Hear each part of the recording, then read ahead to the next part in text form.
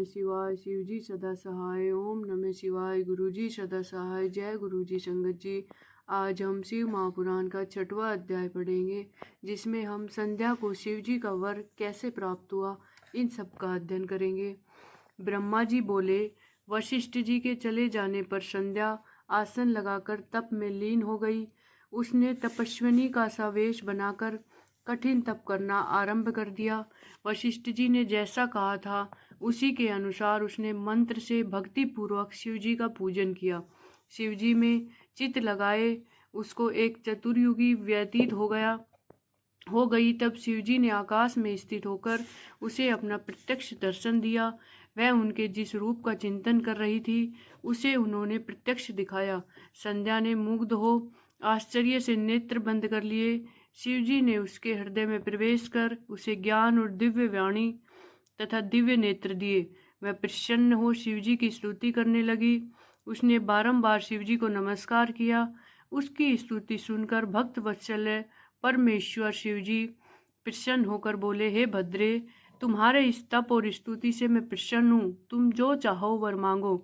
तब महेश को बार बार प्रणाम कर प्रसन्न हो संध्या बोली, यदि आप मुझे वर के योग्य समझते हैं और यदि मैं आपने पूर्व के पापों से शुद्ध हो गई हूँ, तो हे महेश्वर, हे देवेश, आप मेरे मांगने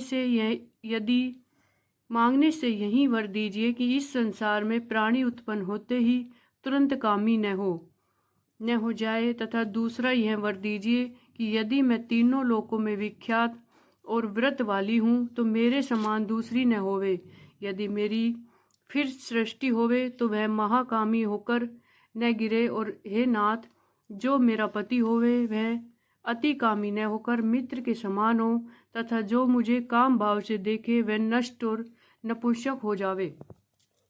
शिव जी ने एवं मस्तु कहकर संध्या से कहा कि हे भद्रे, अब से मैं मनुष्यों की 4 आयु कर देता हूँ, शैशु, कुमार, यौवन और वृद्ध।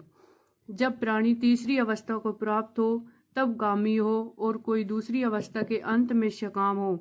तेरे तप से ही मैंने यह मर्यादा जगत में स्थापित की।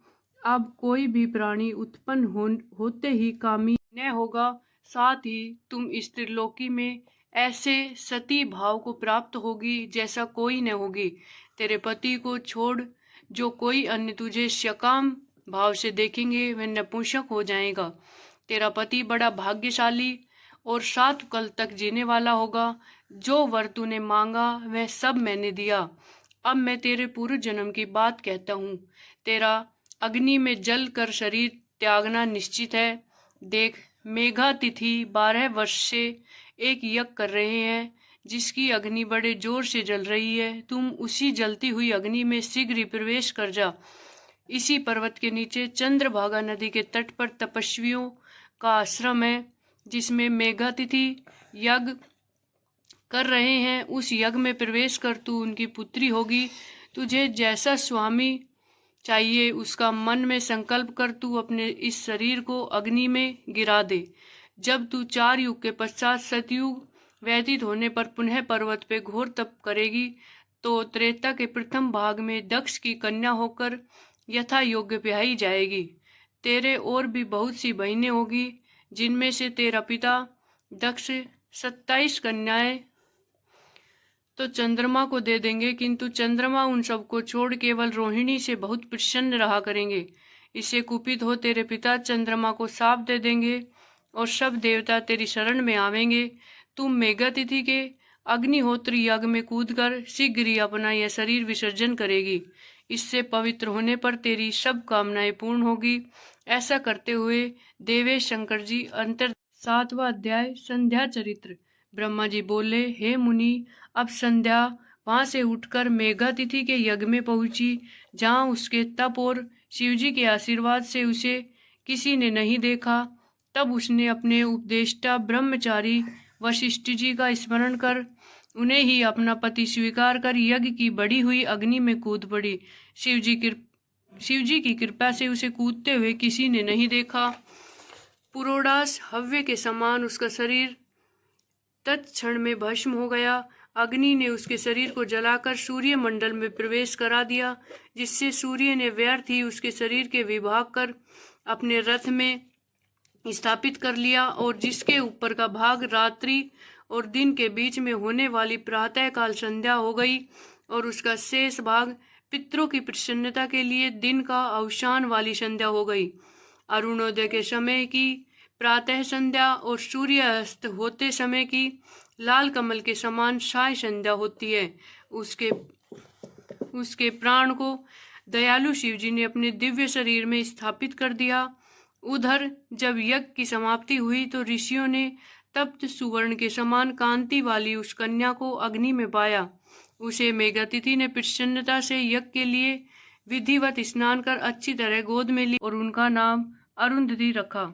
मुनि ने उसे अपनी एक निधि मानी। शिष्यों सहित उसका अपने आश्रम में पालन करने लगे। जब वह 5 वर्ष की हुई तो ब्रह्मा, विष्णु और महेश ने आकर ब्रह्मा पुत्र वशिष्ठ के साथ उसका विवाह कर दिया। उसके विवाह में बड़े उत्सव हुए।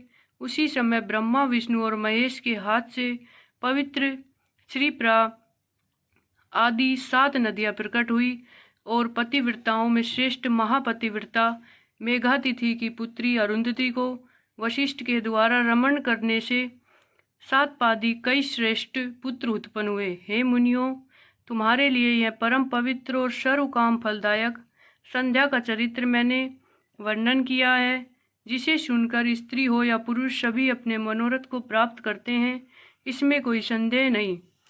जय गुरु जी। संगत जी, अगली वीडियो में हम 8वें अध्याय का पाठ करेंगे, जिसमें हम ब्रह्मा जी का काम को वर देना इस सब का पाठ करेंगे। जय गुरु जी।